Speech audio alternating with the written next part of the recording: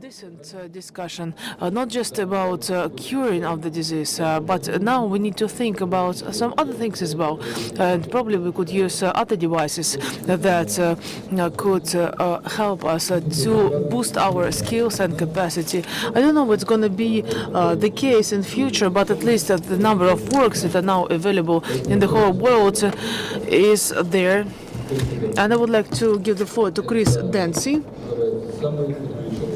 He is the most connected person in the world, and he uses a big number of biosensors in order to control his own health. And I would like to ask him what it likes and how does it work? I mean, all those sensors. And from your perspective, how is it going to develop in our community further on? Chris, please, over to you.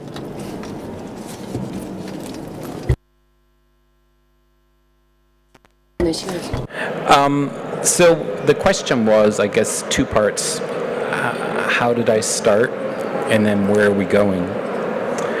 In 2008, I was about 100 pounds heavier than I am now.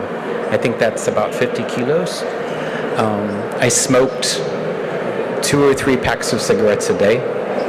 I liked to drink a lot. I was really unhealthy. I had just turned 40 at that point, and it dawned on me one day when I was sitting at my computer, why don't I know not as much about myself as my computer knows about me? And slowly, between 2008 and 2012, I started creating little programs that would monitor me. These were programs that would be literally on my laptop, or they would be programs that were on the devices I was using. So all of these bits and pieces of hardware started watching everything I did. Now, at the time, there was not a lot of questions about privacy, and there was not a lot of questions around safety or security, but I was starting to learn a lot about just simple behaviors that I could monitor on myself. Sometime in the beginning of 2012, I had enough sensors and information being collected about me in real time that I could actually start to automate feedback loops. And the feedback loops in the beginning were very, very simple. So if it were too loud or too bright in my home, that house would dim. If I wasn't sleeping well, the house would cool. But slowly, over the next year, so into 2013, I started losing weight. I started looking at ways I could create feedback routines that allowed me to stop smoking, feedback routines that would allow me to study deeper, feedback routines allow me to learn different languages. So any behavior that I could learn to hack, I would start to do. Now, a lot of people during this time were starting to wear sensors and wear devices, but I think we weren't really thinking about how they were going to develop. If I jump ahead, and I'll go more into my story later if you want, but if I jump ahead to the future, I think the biggest change we're going to see in the next 10 years is how a lot of the things that I pioneered during this 8-year period really won't make a difference to most people, because we're surrounded by cyborgs, right? Everyone you know is attached to a device in some way, and these devices are slowly modifying people and people's behaviors. So I think in the next 10 years, what we're really going to have to start to talk about is how do we know how our friends and family have been changed in a world where we can't tell obviously what they're being influenced by. And we're seeing that already today in the news and some of the events around the world with how populations are changing very rapidly.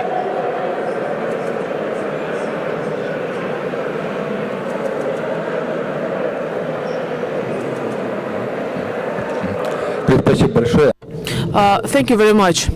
What kind of sensors do you use today? Right now, do you use any sensors installed? Do you control anything? Are you controlling anything right now?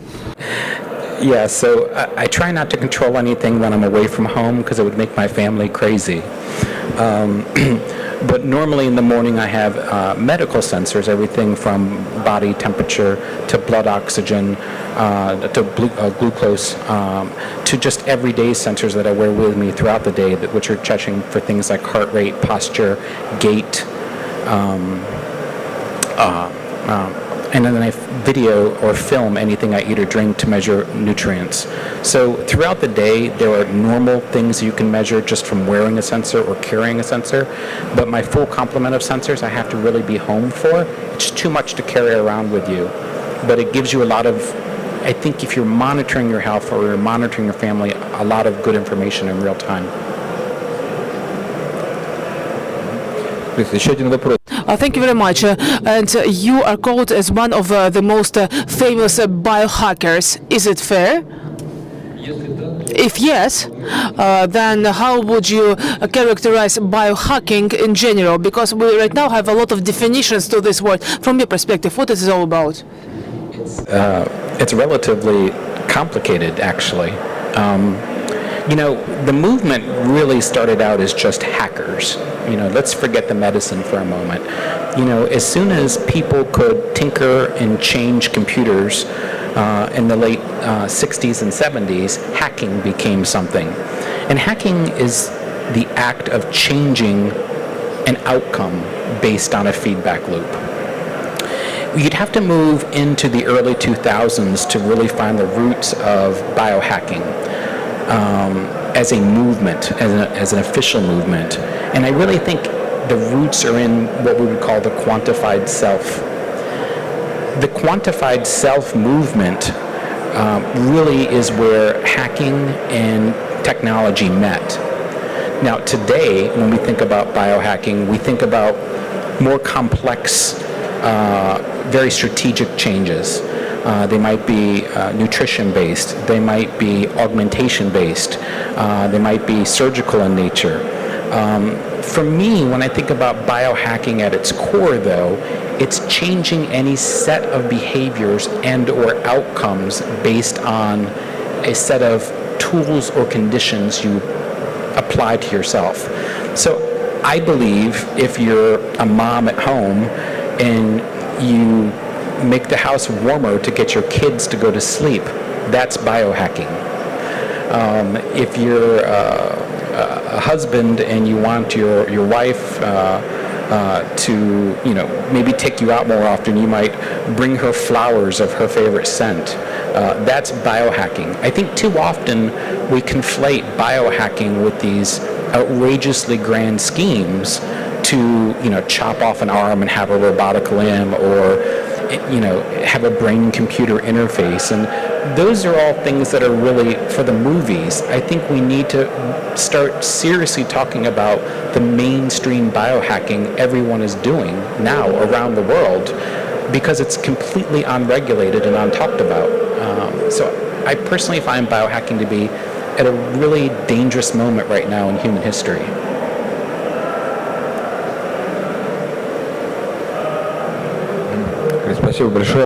Chris, thank you very much. Do you have any other questions, probably from the audience? So you said about 10 years, yes, and the behavior will change. When you took the decision, probably it could actually happen with Monday. Do we actually have to 10 years, to wait 10 years? Because anyway, we will have to move in that direction. Just simple logic tells us that we need to move in this sphere, to think about our health. The point is that not everyone understands how it all works and what we should do. I mean, people sitting here, probably, for example, tomorrow, they will decide to take care of their health. What would you suggest for them? Step number 1, 2, and 3. See, I don't think it will take 10 years. You know, there's a saying that the future is already here. It's just distributed unevenly. And I think a lot of people are using their technology now in a way to become healthier, to become biohackers. You know, I always encourage people, you ask me for tips tomorrow morning when they wake up, you know, 1, 2, 3. I think the first tip I always encourage people to do who are looking at getting into digital health or any type of biohacking is first consider what you value and then measure that. Right now we're at a difficult time because the tools that we're given to measure ourselves usually give us a set of numbers. These numbers are for you. But they're not that good. Right? My numbers might be different than this gentleman's numbers. His numbers might be different than that lady's numbers. That lady's numbers are wildly different than that gentleman's back there's numbers. But yet our devices all treat us the same. So the first thing I would tell you tomorrow, number one, decide what's important and only measure that. The second thing I would tell someone if they wanted to start tomorrow is regardless of how you're measuring, don't get caught up in it being perfect. So many people will start to measure their blood sugar or their steps or their sleep. And if they have two different numbers, they get mad. Like, I can't do this. It's not perfect. And so often we throw out the good because we want the perfect. So tomorrow, that'd be number two. So number one is make sure you value. Number two, don't get obsessed with perfection. And number three is don't be afraid to stop. A lot of people who become healthy with technology become dependent on it. They won't do anything without it. And I think the thing that makes us human is our ability to fail. The thing that makes us human is our ability to make mistakes and start over. And I certainly don't want to live in a world with a bunch of biohackers who are perfect all the time.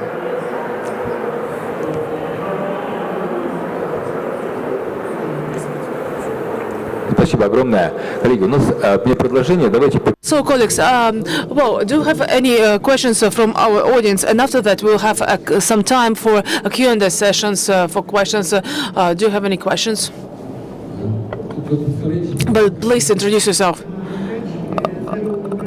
So I'm one of the doctors, health lifestyle. So could you please say, within this space of biohacking, this desire to be really demanded and to share this your talents, your skills, etc., just to see this harmony, etc. Do you think it also belongs to our future, just to share your achievements, etc., considering all the difficulties that we have right now and all those difficulties that we have right now related to the wars, etc.? Is it possible to manifest yourself?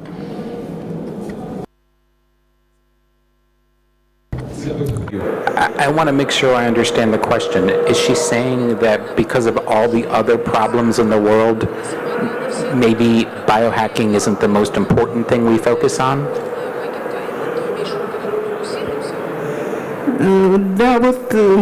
Yes, I think that our creative opportunities of the personality, this is beyond the biohacking.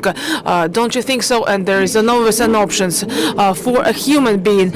Human being is a creative person, and they always tend to be creative. Do you think it will always be helping us to replenish each other? And we shouldn't be afraid of biohackers, right? I definitely don't think we should be afraid of biohackers. I do think we should be afraid of people who become biohackers and then use their lifestyle as a form of judgment on other people.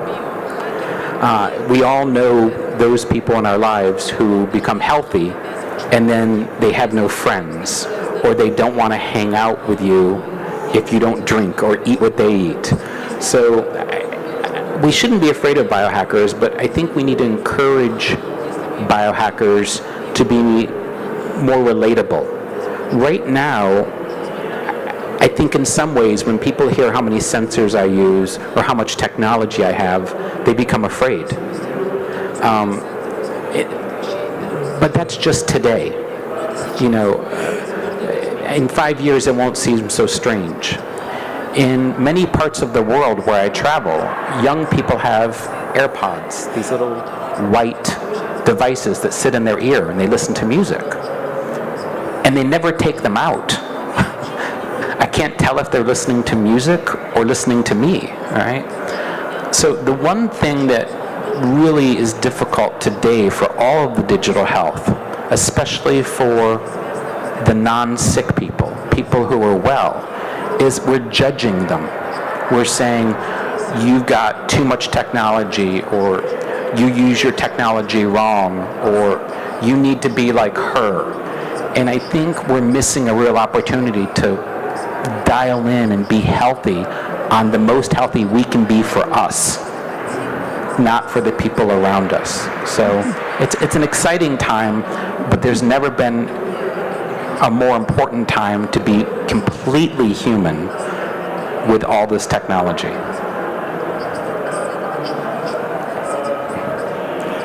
Абсолютно верно. You're absolutely right. Thank you very much. You're absolutely right. Thank you very much. Mikhail Andreevich, good afternoon. Thank you very much. I'm also a doctor.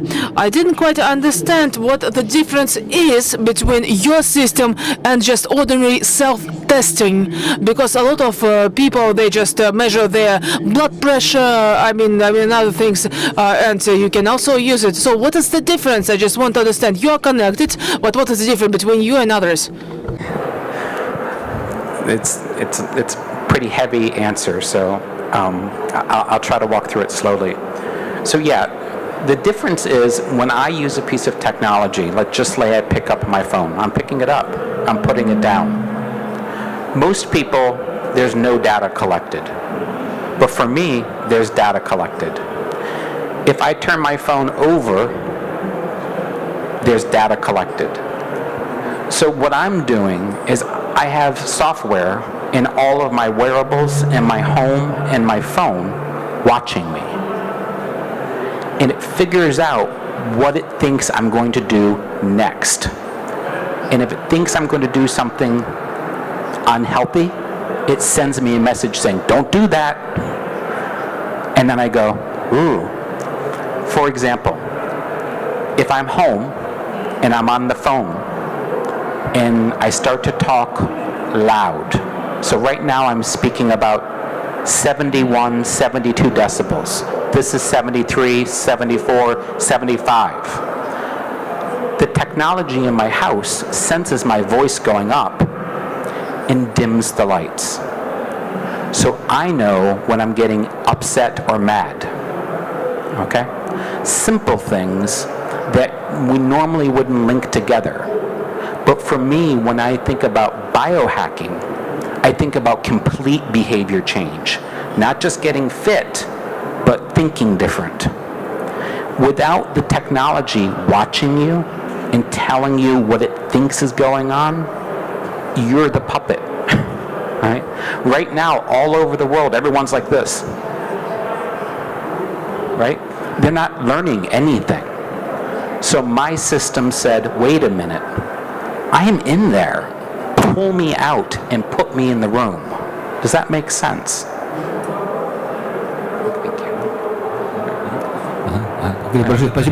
So thank you very much. Dear colleagues, the last question. Меня зовут Оскар. У меня следующий вопрос, наверное, он будет адресован, может быть, к дальнейшей дискуссии. Возможно, вы знакомы с творчеством Юваля Ноя Харари. Possibly you know the Mr. Harari works, and one of the worries about 21st century is that now, while we are not having these technologies that can prolong the life, improve creativity of a person, we do not have this inequality at physical level between poor and rich. But at some point, these technologies will occur, and augmented people, that is, augmentations will cost money, and augmented people will get a real physical advantages in comparison to other people. So what is your opinion about this? Again, this is the reality. Right now in the world, many countries have an income disparity. They're very rich and they're very poor.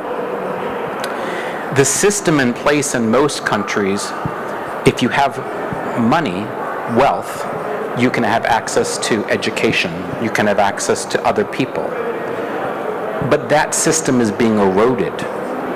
So for instance, in the United States, if you want a free Apple Watch, your company will give it to you, but they get to watch you all the time, right? So we already have people who are benefiting from technology unequally from the poor. I think the challenge is saying if we go all the way out to 20 years, 30 years, and we think about what the economy will look like, I personally think it will look more like China than like what we currently have. In China, the social credit system is encouraging certain behaviors and discouraging certain behaviors. While incomes are relatively low, everyone behaves relatively the same way. And this is because your behavior is linked to your ability to access trains, apartments, other services. I think, again, because we're not having honest conversations about the benefits I have because I have access to devices, we're missing the point. You know, just 10 years ago, if you had access to cell phone coverage in Moscow and you were from the United States, you didn't need an assistant because your phone could translate all the signs for you, right? So there's one person who didn't have a job. Today, and I come to Moscow, I can pay with my watch, right? So I could leave my wallet at the hotel, leave my phone at the hotel, and just go up and pay because most of the stores take Apple Pay. I think the challenge is we're still not addressing the disparity that's only going to get worse in the next 5 to 10 years between people who have access to not only the software but the hardware.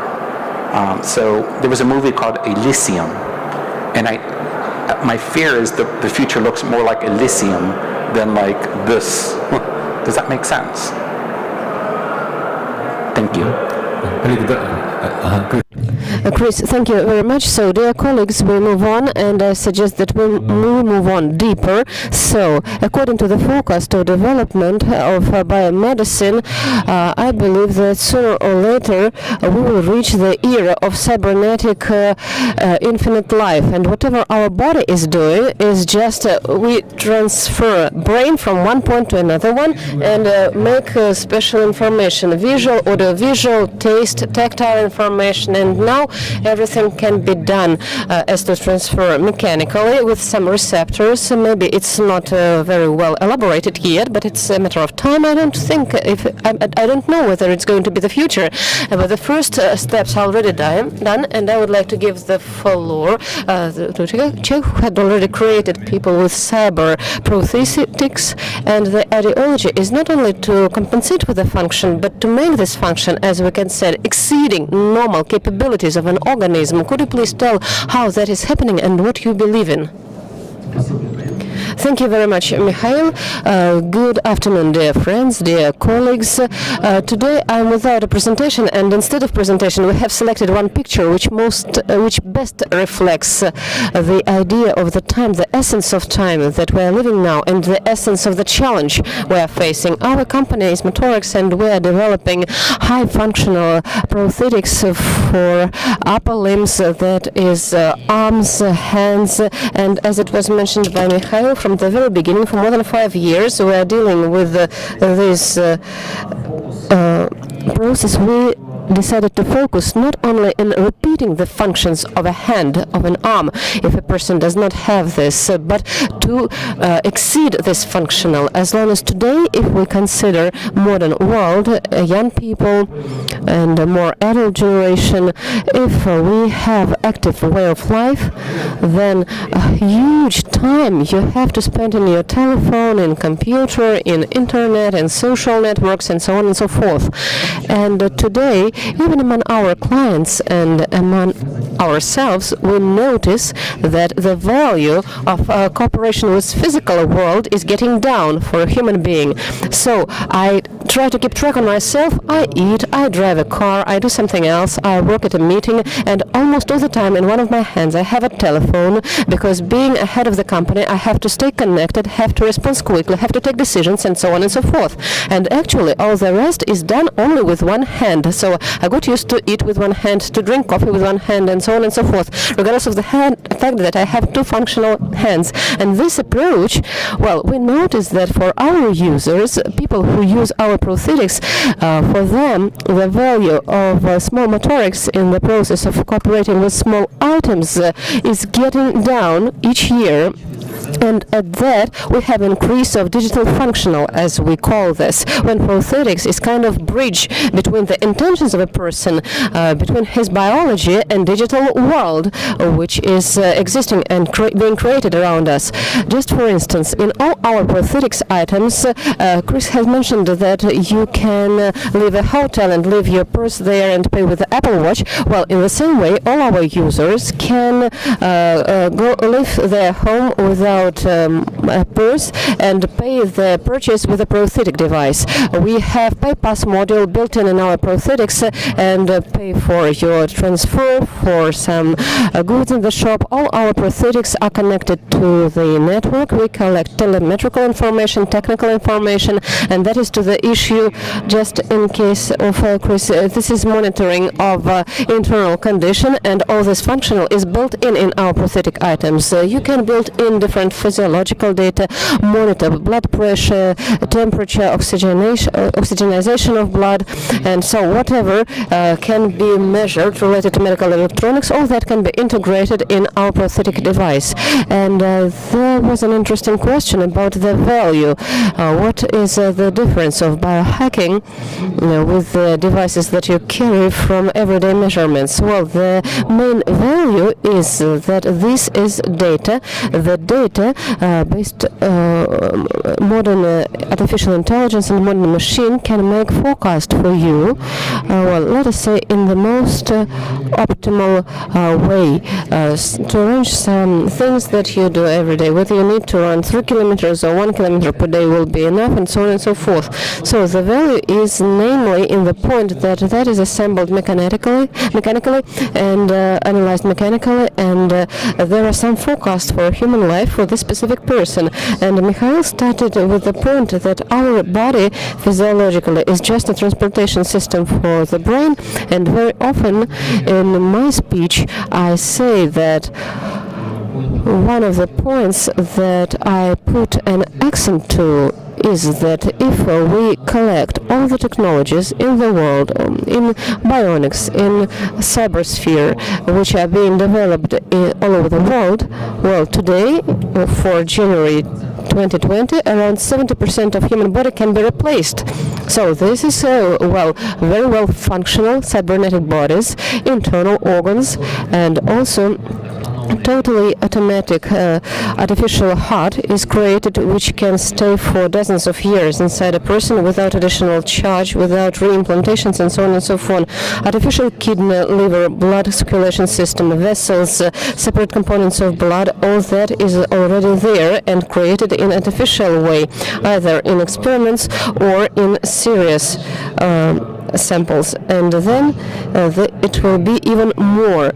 It's inevitable that we will come to the point that medicine will be divided into 3 global trends. That is editing of genome, pharmacology, and cybernetics. So that is when we do not treat, but we change, we alter for more functional, more reliable, more long-term, and finally we'll get to the point that we, as a species, well, getting back to the theme of our discussion, a new race or a trend, let us say. Well, a race is not actually the notion that is applicable here. I would describe this as a new species. This is Homo erectus, if you see at our slide. From Latin, it is called augmented person. So this is just the beginning, what we are creating, and a small brick is brought front by our company. So this is the beginning of the next technological evolution of a human being as a species. So not just kind of small minor improvements of the functionality, but full-fledged technological evolution. And finally, every person sitting in this room and your children, your grandchildren, in this or that way, we are going to use different kind of modifications for this or that tasks, be it for work, for studies, for sports, and so on and so forth. It's inevitable. It's what we're going to, and one of the most important issues here, especially the one raised in Creativity and the books of Harari, is the issue of responsibility for developers, for the society, which should be considered in this kind of discussions as well. We should ask about this and so on and so forth. So thank you very much. That is incredibly interesting. Sure. So I really enjoyed listening to you. You're very scary. The problem I see when I listen to you speak is we've been optimizing folks in different countries already. And usually we're not optimizing them so that they can spend time with their families. We're optimizing them so they can go to work longer. So I just want to be very clear. While I believe in cyborgs and I believe in biohacking, I don't believe in that level of optimization. I believe it is a truly human trait to die, and we will fight for the right to die within the next 50 years. I would like to comment on that as well. I think dying is the best invention of nature ever, because dying makes you strive to something. Imagine you would live forever, you would delay things till the day after tomorrow. Never do that. Do it today. And I think the best world you can build is a world in which you die young, but as late as possible. The day before you die, you still want to be healthy. And it's not because you want to become 155 that you're happier, healthier. It's trying to build a world in which at the end of life, you are still as creative and human as before. And coming to the gentleman's points on the difference between the rich and the poor, maybe it will work out. One of the projects we run is a project in London with a number of people at the lowest social class. And apparently they're the first to have the flattest TV and the biggest new smartphone. And because of that, we can start to reach them and start to educate them on what healthy life means. We couldn't do that in the past. And that's also augmentation. A smartphone which is simply there to start educating people. And this way augmenting them with insights they would never have before without this kind of tech.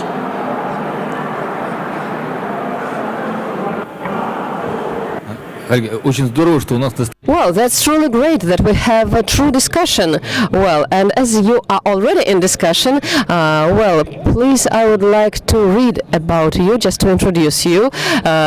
Cohen Kass, medical futurologist, entrepreneur, professor of molecular oncology, famous international speaker, author of the book I Do Not Fall Ill Anymore, as of boss ambassador of Health House. So, Cohen has a report, but we have not finished dialogue with Ilya yet, so questions to Ilya still. Well, could you please bring microphone? While a microphone is being delivered, I should say that we truly like this idea. As Einstein said, the problem cannot be solved at the level it was created. So maybe the solution to the problem can be altered and it can be found through our discussions what to do with medicine. Thank you for this motivation. And the question is like this. What is about heritage? Heritage, you mean, well, with this strong replacement of the inner organs, internal organs? Well, good question. And well, if we watch it for very long-term perspective, we can reach up to the point that we will get rid of classical way of fertilization and we will start cloning. So I specifically say in a very, very remote way, but if we speak about analysis of the whole futurology, of books, of classics who write about the future and all the futurologists who speculate about this and think about this, it's inevitable. And in this or that way, this will be our next way to scale ourselves as a species, also for the purpose of space expansion, space globalization, and so on and so forth. So, well, I believe that the notion of inherited genotype, when we start correcting children inside the uterus, it will disappear, because it's not important what kind of genotype was invested by the parents. It will be edited if you have money for that. And once again, the whole negative part, the whole negative genes that you could have received will be eliminated, and you will not be allowed, you will not be able to speak that you are direct that you are after these two people and you are wearing their gene. But I would like to contradict that for space travels, this is a wonderful option, but for mutual relations, for human relations, this is chaos and hell. I'm sorry. Thank you. Thank you. Well, dear colleagues, we do not only have questions, we have discussions, and opinions are valuable.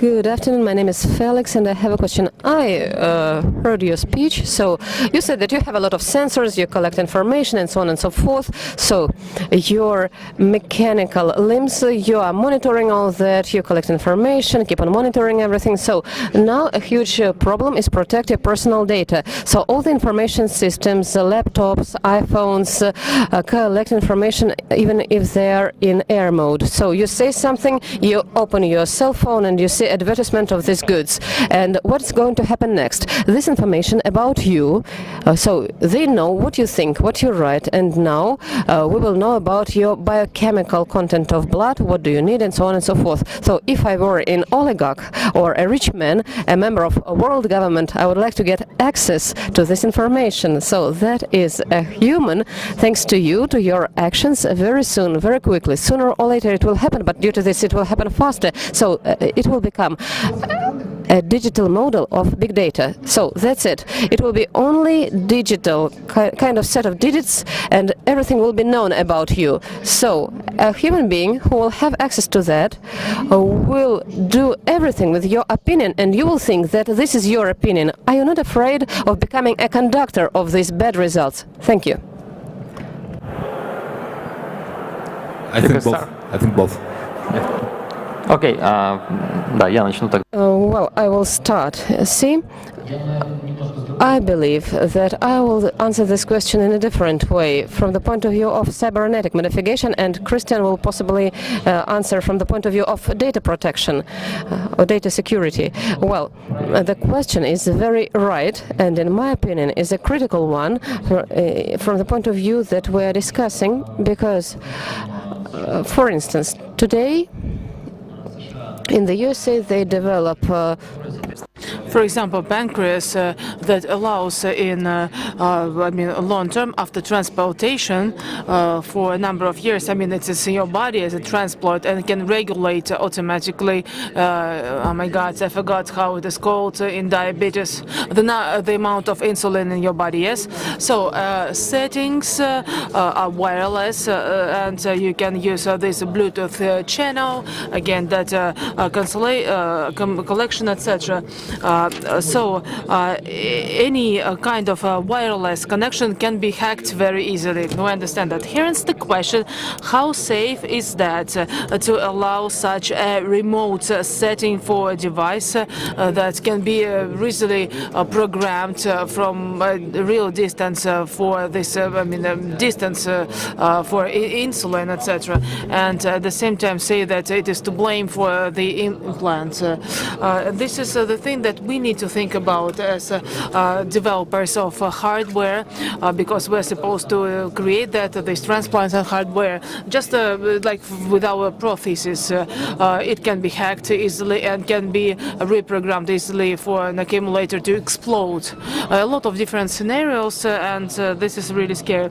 So in our company, we cooperate with the Kaspersky laboratory in order to conduct a certain analysis as to what kind of threats we have in general regarding those devices. And this is one of the questions that any actually developer pose, whether it is a service that aggregates this data, or I mean the manufacturer of this hardware.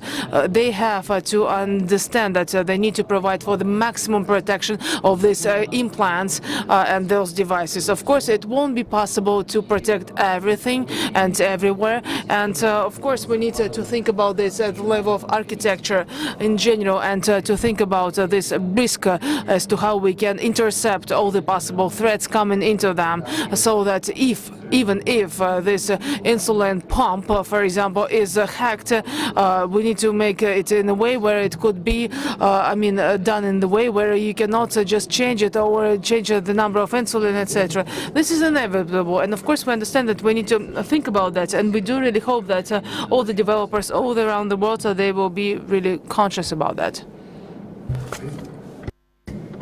So, thank you for your question. I get asked the question about privacy every day. So I want to be very clear that there's a difference between privacy and safety. So I'm for information and systems safety, but I don't personally believe in privacy.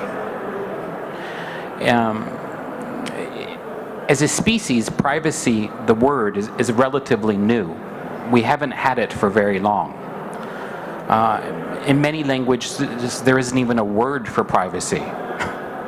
It's a new condition. And how I see privacy is, and not technical safety, which is different, right? Hacking an insulin pump to blow someone up is safety, not privacy.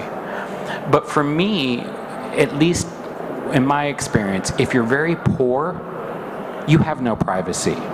The government gives you food, the government gives you access to services, you live in housing where everyone knows what type of life you lead, you might have all sorts of assistance.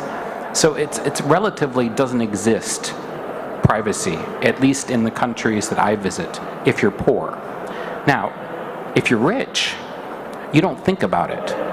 You have people to keep things away from you. So I see privacy as a middle class condition. And around the world, as we see the conversation about data and technology getting more and more and more exciting for people, we also see an erosion of the middle class. Because the middle class only exists because a lot of us are hiding our bank records, hiding our health records, hiding our mental health records, hiding our families. And I can tell you, when you're poor or rich, you don't hide them because there's no condition. So I think there's a much deeper conversation that needs to be had about, is there some inherent value to everybody sharing everything if we knew you couldn't have it taken away from you? And unfortunately, I think that's the direction we're heading. In America right now, most big companies buy and sell your data all day long. Even if you hide, they know. My challenge is, how do we put that power back in your hands, like I did, so that you and your family don't suffer because you're being sold ads to, or you can't get health insurance? Because I believe the most important person in your life is the person you don't get to know, and that sometimes is yourself.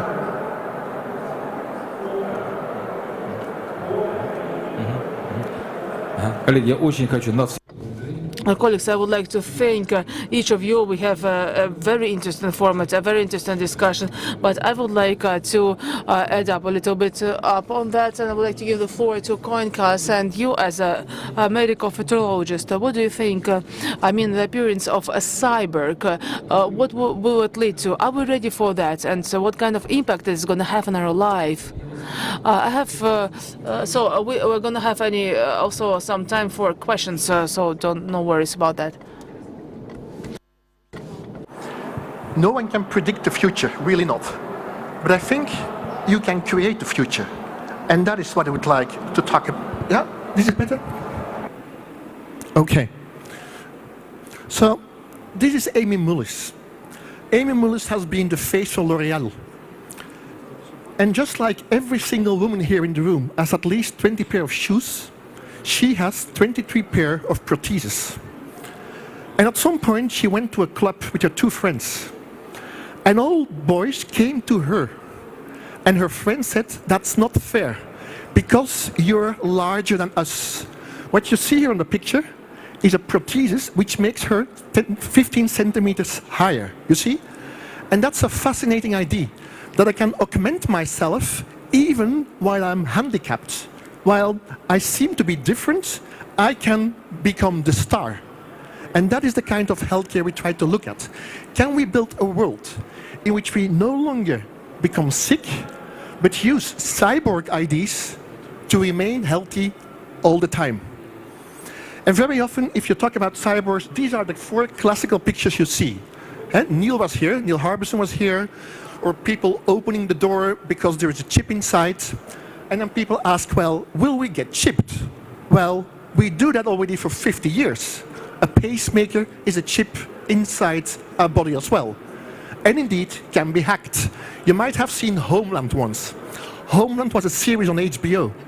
And the vice president of the States got hacked. And Dick Cheney was the real vice president in the States and removed his pacemaker because he got afraid of being hacked. And you might have seen these things as well. This is the first brain, which is currently linked to the internet. It's an open brain, so you can look to the signals, and these are the things you very often hear in the stories about kind of cyborg life. But I would like to bring it back to, well, Earth, and just like Chris did as well. This is one of the companies we founded, it's EpiHunter. Sometimes children with epilepsy or attention deficit disorder, they're sitting in the class and they lose focus. And then their teacher says, well, come on, Koen, you're not paying attention. And they get nagged, not nice. So what we gave to these children is a small headset which measures focus. And when I'm losing focus, basically I have something on my desk, a Lego robot, which starts to wave or flash. The teacher sees that, leaves me by myself.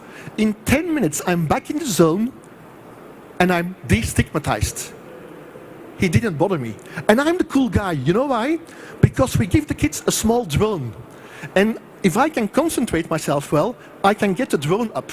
And all my friends say, well, wow, I want to be able to control myself as well, to be as cool in being able to get a drone up. You see my idea? So it's create me an experience, so to destigmatize me as a patient. So one of my partners, or this one is a nice one as well, Be My Eyes. This is a super simple app you can download tonight.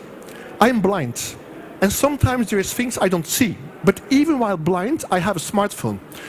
So I point to what I don't see, and I ask my friends, my community, are you willing to tell what I don't see?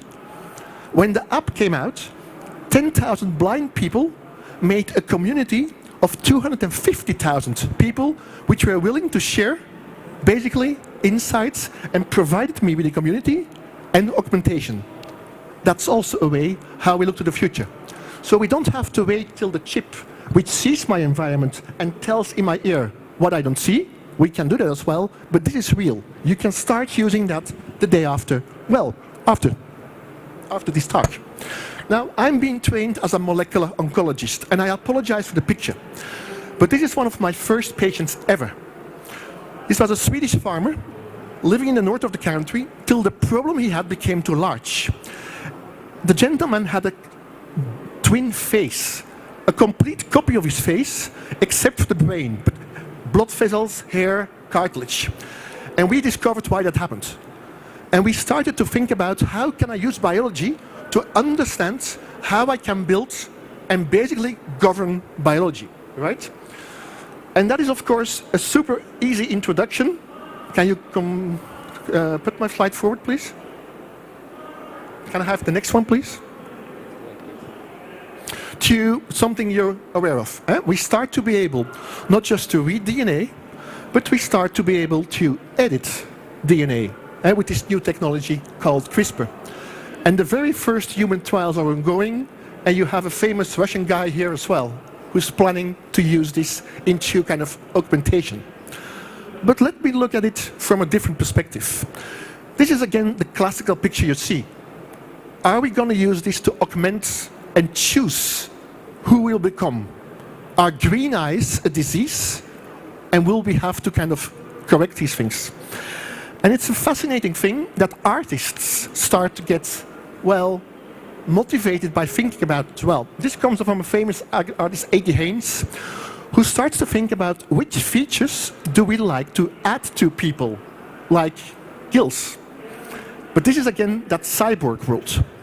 So bring it back down to earth, like this. Now that we start to have more access to genomes, we finally start to be able to ask, what is it that makes some people seemingly give superpower? Some people seem to be prevented from getting Alzheimer's. Some people remain healthy, reproducible, active till they're 95 years old. Some people do not seem to break their bones. And that is a way to look for using genomics to understand humans better and to start to think how we can play with things some people got from nature and make ourselves better, right? And I'm touching upon Chris' kind of world, the quantified self.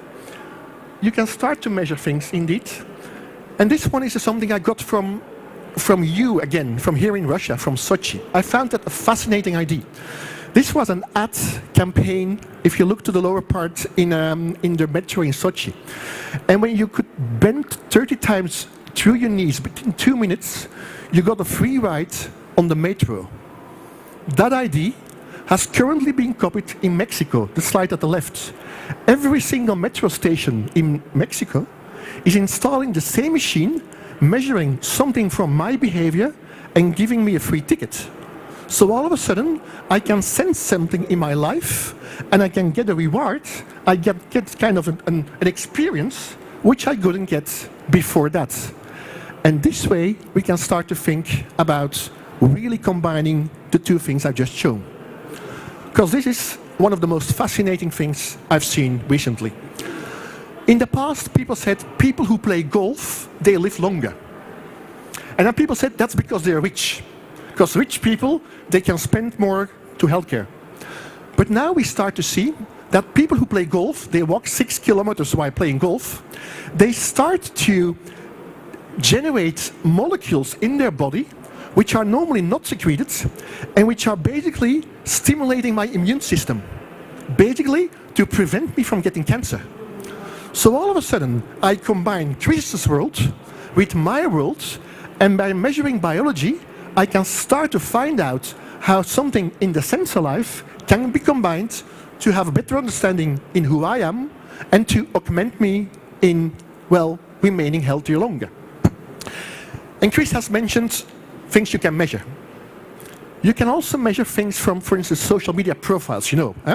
We have data from Instagram, where people who have been using orange and red filters today, switching to blue and green, blue and gray filters within a month, turn depressed 1 month later. Orange and red is happiness. Blue and gray are cold colors. So that data point, with a voice data point, with the usage of my smartphone, I can start to use to communicate in 2 senses. And in our team, one of our people is a fashion designer, Jasna, which you see at the left. And one of the things we try to do is we try to think about which things people have a hard time to communicate in words by showing how clothes measure emotion so that I can tell that if my parents, my mother has cancer, and sometimes she's not able to talk to me, she's way too tired, I see in her dress that I better leave her by herself. And in 15 minutes, she's back okay, and I feel fine to start speaking to her. That dress is augmenting my mother, not to be bothered to say, no, Koen, I don't have time for you now. And that is how we make humans way, way better. And that brings me to my last point. In 2020, when you make something, a car, for instance, you don't make a car. we have so many sensor data that we can make a digital copy of that car first. That's what you see here. So people like Chris, or people who can monitor things, can start to envision for the first time that we can make a digital copy of ourselves, right? With all these data. And I have the honor to be part of a European project. Can I get my next slide, please? Which is called Health EU, where we basically are bringing together sensor data, biological data, whereabout data, and lifestyle data. Can I have my next slide, please?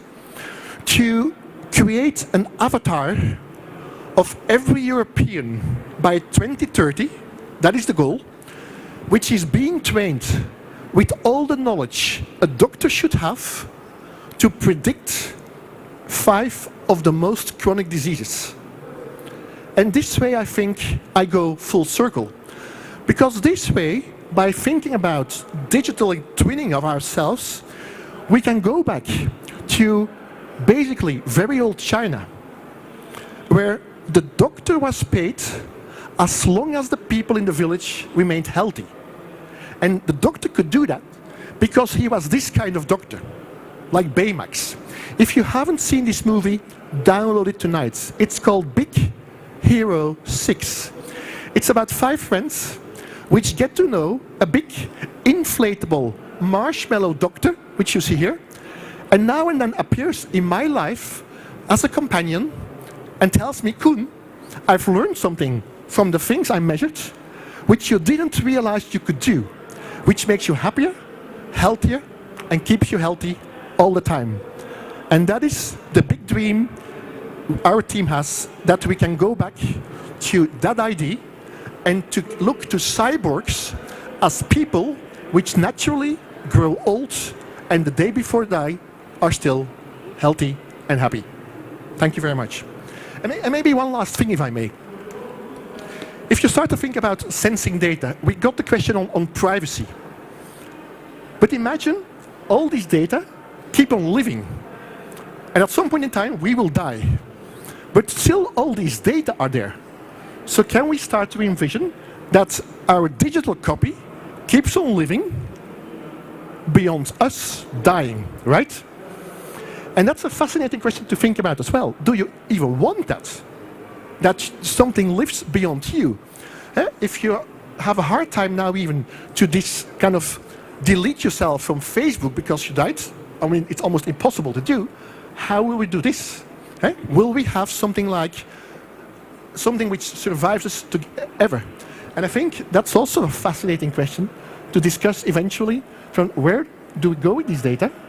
And for people who haven't seen Black Mirror, the series yet, one of them is a pretty fascinating one.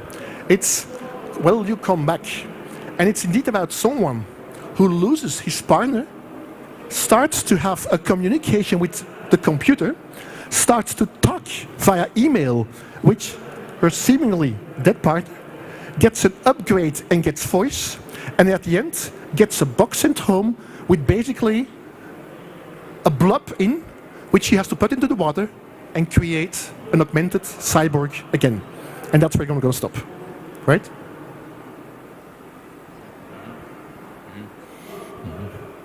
Спасибо огромное. Okay, thank you very much.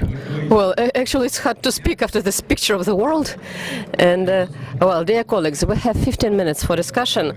And just an advertisement, I would like to add, I work in High School of Economy, and I'm very pleased to see former students of mine.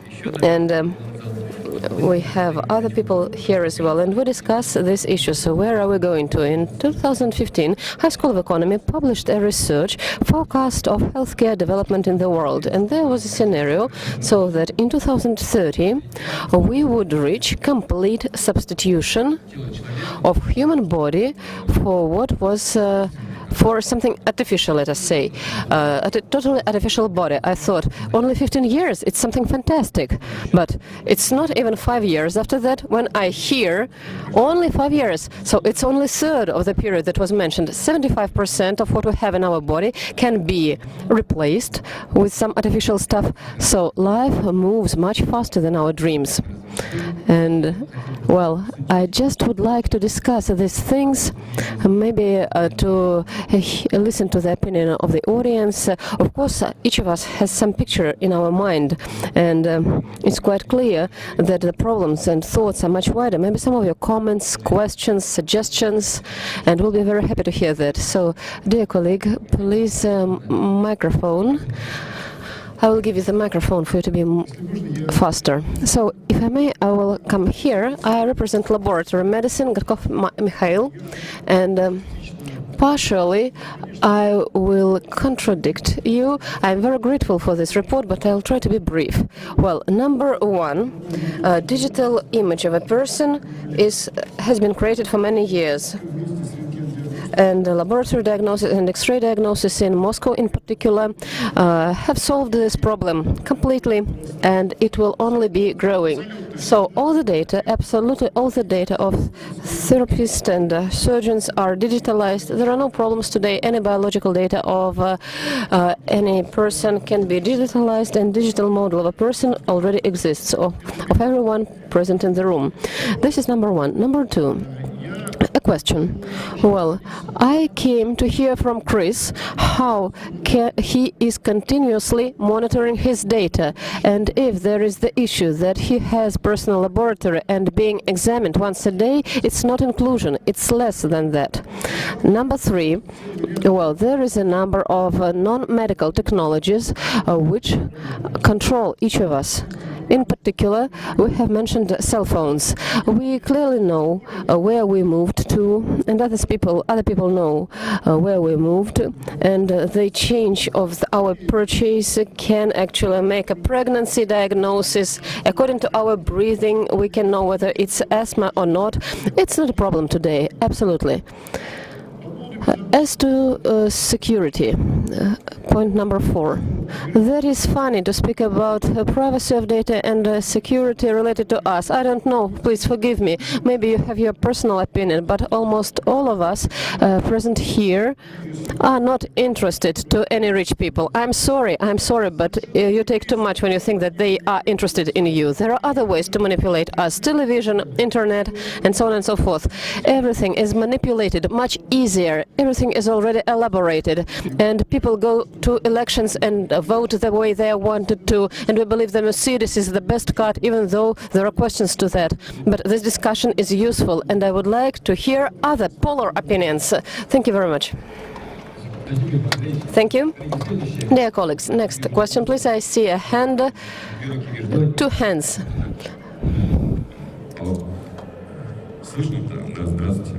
Well, hello, my name is Alexander. I have such a question. Well, the thing is that the presence of some disease, well, we're speaking about ways of supporting your health and how to make it so that, roughly speaking, not to fall ill at all. But my observation, and not only mine, shows that an illness is a signal system which helps me to see some deviations in behavior or some distortions of my behavior related to other people, which afterwards can bring me to the condition of unhappiness. And so when I notice that when something hurts, when I have a headache or heartache, looks like I wanted to tell somebody something, and if I have a system everywhere which would remove this symptom or substitute this organ, which is an indicator of I made something wrong to my own target related to being healthy, and healthy not only biologically but also psychologically, emotionally, morally, and Well, it's not only my research and not only my observation.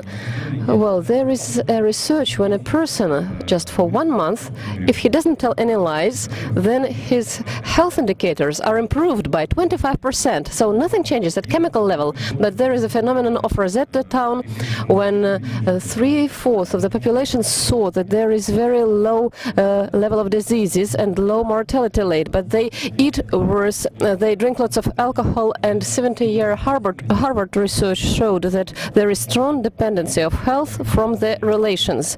And there is also a research that women who are married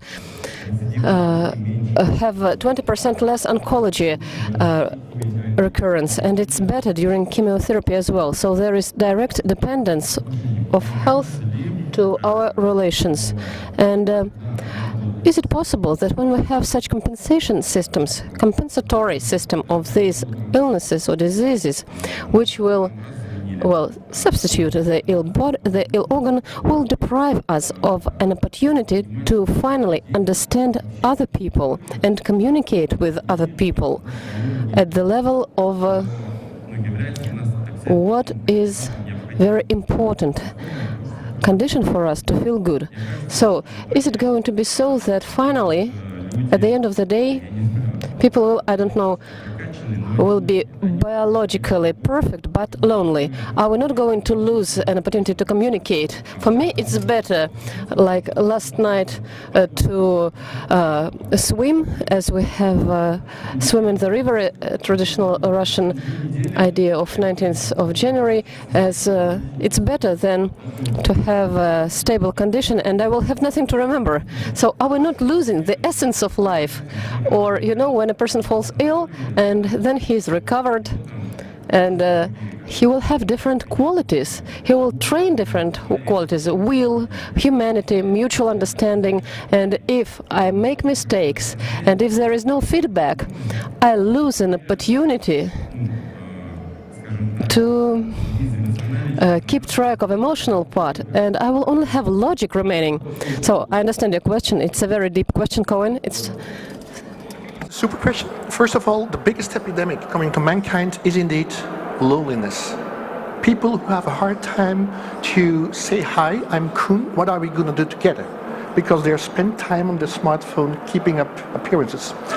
Now, one of the things we experiment with is super basic design ideas to solve that. If you look to a restaurant where a family is sitting around the table, they're all typing the smartphone. We can bring a pepper mill to the table, which, if the waiter is using the pepper mill, quenches the signal in the smartphone and basically allows me or obliges me to speak.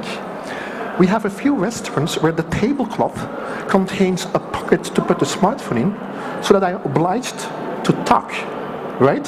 So make it more human. But the thing is, anxiety and depression are very often things I don't dare to talk about, even not to my wife. And therefore, one of the things which might be interesting to look at for the audience and to test it as of the next few days is something which is called Woebot, W-O-E-B-O-T.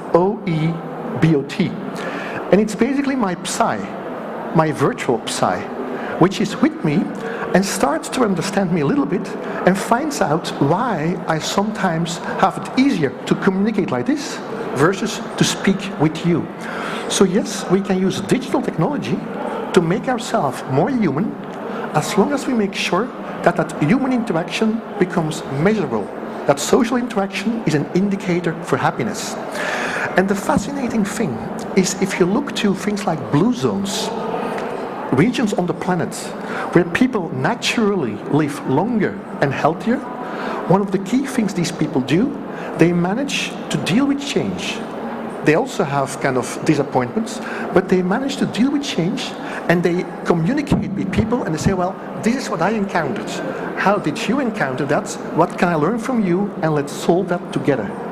And indeed, to your point, sometimes we can learn from things we have built in ages to reinvent that, but a little bit helped with digital technology to implement.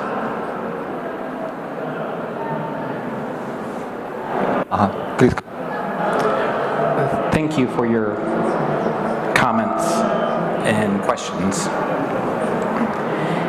If you go to Netflix right now and bring up my TV show. It was filmed in 2015. Now, I was extremely healthy. I had everything going on right. Great job, great life, super fit, but I wasn't happy at all. Okay, so if you go back and remember what I said when he said, give me 3 things you would tell everyone to do tomorrow. Do you remember the first thing I said was decide what you value and measure that? Because the challenge right now is we believe that if we use so much technology, we'll become lonely. That's true. That's natural of anything. But the other challenge is if we start to pathologize technology with pepper mills that cancel everyone's phone, then we're actually creating people who are ashamed of technology. And my fear is somewhere between these perfect people who are unhappy and these people who are so worried about using their phone because they don't want to be seen as evil robots, that we're going to lose something.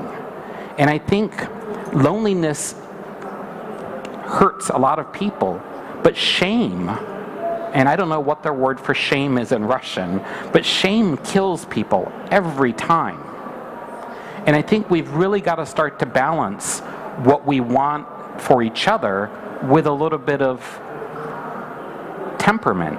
Because I think by pointing to people and saying, you're a bad person because you use your phone, you're distracted because you can't look at me when I talk, you're bad because you don't go out and walk every day. You know, technology's bad, but shame is worse. And I think we really need to have a very deep conversation about what it means to be human. I loved what you said, but I get a little bit scared when you say that, and then my friend here says, we need to have a device that stops everyone from looking at their phones. Because I think for a lot of young people, their phones are all they have. They don't have friends like you and I had growing up. All their friends are in their phone. And as far as my phone keeping me honest, I mean, one of the things I measure is my phone tells me when I'm going to die. So every few minutes I get an update saying you're going to die at this time. So I think it's just super important that we go slower and we be more patient with each other when we talk about how good technology is or how bad it is. Last question. Коллеги, у нас есть 2 вопроса. Андрей. So we have I just want to say we have 2 minutes and 2 questions. Mr. Chizhelnikov, thank you very much. Just a brief question. What do you think? Do you think in the world there will be some regions where we will have non-modified people? So some space where we can go to and find people modified. Who's going to answer? We have that now, actually, in the United States. There's a small community of people on the East Coast called the Amish. And the Amish believed in technology, but only to a certain point. So they believe in fire, they believe in horses, but that's it. No electricity, no cars. So I do believe in the future, if you really want to have a great vacation, you'll go to like someplace in the past where everybody's not modified. Right now, people take vacations and spend extra to not bring a phone. So I do think it's coming. Yeah, I absolutely agree. It's called authenticity. You start to see people learning hobbies and professions which are no longer existing. Going back to making a barrel, making mats. That's indeed what people want. The kind of old world now and then to kind of disconnect and be part of future life.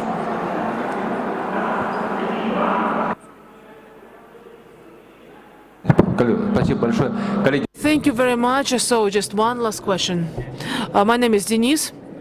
I would like to thank you for the information that you provided. Very interesting subject. I just wanted to ask the last speaker for regarding this digital copying of the personality of people. So if you copy your brain, your personality, I mean, just not copy but transfer. But what about just copying your behavioral patterns, for example? You said that, for example, you can communicate with a dead person, I mean, your dead relative. It can really hurt a person because you understand that this is just a copy, but not a real person. I mean, somebody that you used to love. What makes sense, I mean, to copy someone after death? Because I no longer exist. What makes sense to copy me in the future? You're kind of reiterating my point. I mean, I'm not saying we're going to do that. But a new kind of discussion beyond privacy, ethics and morality is exactly that. That technology might make us able to contemplate doing these things. And these are the discussions we're going to have in the world as well. And I don't want to have them when things start to mature. I want to have the discussions now. And I refer to something super easy. I think in every country on the planet we screen for Mongolism when someone is deciding to get pregnant. And it's absolutely normal in the western part of Europe to stop kind of a pregnancy if you turn out to have a down baby. And currently we are discussing which diseases are we going to screen for on top. What do we call diseases? And it was our experience that there is so much time lost because regulators, ethicists, moralists have to be part of the discussion that I want to avoid that this is going to happen again with all these sensor data coming up. And I'd rather have the discussion now with all these people going hand in hand than pointing to a wall where nothing moves. And that's why I think healthcare will require completely new jobs. Jobs where you understand what people like discussing here do, translate that to the layman, translate that to the government, and help frame that in a human way. Спасибо большое, коллеги. К сожалению, время этой сессии закончилось. Thank you very much. Unfortunately, we're running out of time, but we're not done yet. We're just at the beginning. We opened a door. It's a very big word, and I wish that we will be even more full of joy and happiness.